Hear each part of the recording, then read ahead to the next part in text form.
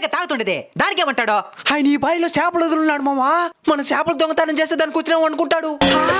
సచ్చినరా idea, ఊపిరి వీగి పెట్టి నీళ్ళలో దాగునేద్దాం, ఆయన నిలిపిన తర్వాత లేద్దాం.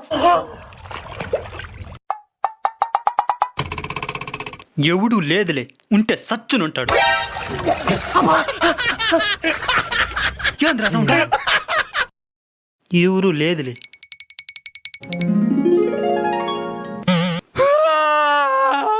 టెంకాయతో కొట్టాడు మామా. సర్లే మచ్చా.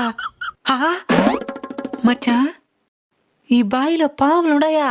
ఈ బాయిలో ఉండవు మామా. మరి నీ భుజం మీద ఉండేది ఏంటి? నా భుజం పైనే ఉంటది, చొక్కాయ ఉంటదా?